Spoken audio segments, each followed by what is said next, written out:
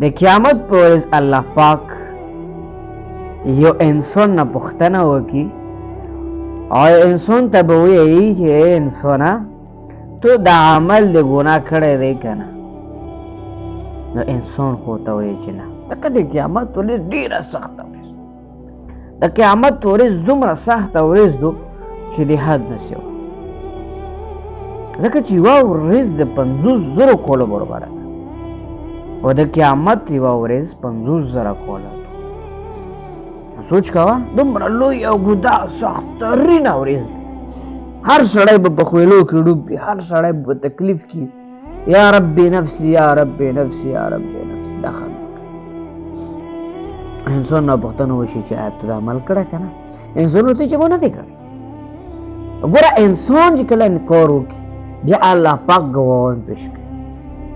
الله پاک په دغه آیات کې د قیامت هغه احوال بیانوي چې انسان کله انکار وکړي د خپلو اعمالو نه بیا به الله پاک ګواهان پیش کوي. په یو ګواهي کې دغه دي الیوم په ورځ د نن ورځ الله به ورته وایي نحتم علی افواههم مور به وایي الله پاک د خولو باندې خولې به بند شي. که څنګه لاسونه خبرې نشي کولی، همدارنګه به د قیامت په ورځ د انسان دا خوله بند کړی شي، خبرې به نشي کولی. وتکلمنا ایدیهم خبرې به یې کوي دو لاسونه به دا خبرې کوي. ورته ویلي چې بلکل په مو غلط کار کړی، په مو زنا کړی ده. زیو چې کوم د زنا اسباب داسې نیولی باک کوي دا به ټکی په ټکی ګویي کوي لاس نه. الله پاک دا بدن ورته وي هاي ما کوي جهنم ته دروي نه. واليوم لا تظلم نفس شيئا نن ورځ به د چا سره ظلم نه کیږي. الله به ورته فرمایي خپل بدن اجزا به ورټول کړي دا به ورته ویل شو. ورته اول ګویي وکړي الله فرمایي سورت یاسین. او دویم وتشهد ارجلهم او ګواه به جوړ شي په دې باندې خپې به ورته وایي چې یا الله دغه انسان دغه اجزا به ورته وایي دا دروغ وی بلکل په مو باندې تللی پلونکې ګناه په مو باندې دوکې لتلی، په مو باندې چې کوم د فراډ لتلی، په مو باندې چې کوم د ځینو اسباب جوړ کړي، مو باندې چې کوم د شرک او بدعات کړي دي، مو باندې چې کوم د علماو سپکه بیان کړې ده دغه دوړه به ګوي په هغه عملو باندې چې دي کړي. نن چې کوم مونږ ګناه کوو که نه مونږ دغه سوچ او فکر جوړ کړی دی چې الله مو نه ویني.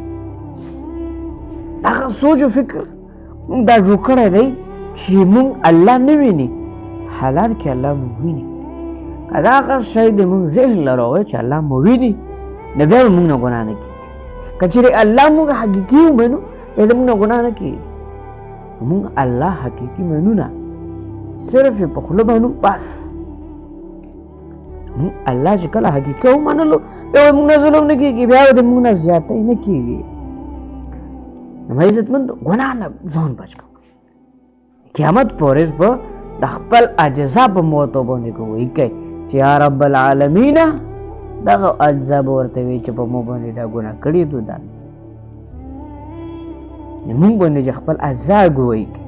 په حدیث مبارک کې راځي تقریبا 7 قسمه د قیامت په ورځ په انسان باندې ګویي کوي. 7 شیزونه په هغه کې یو لاسونه خپې دي دا په انسان باندې کوي. نو بیا موږ ته ګناه ته ضرورت څه و چې کله مې نه ګناه وشي بیا استغفار کول، الله نه بخښنه غوښتل، بیا الله ډېر غفور رحیم. الله بخښنه الله دې موږ د تاسو تمام ګناهونه معاف کړي، الله دې موږ نیکو صالحه کړي. آمین.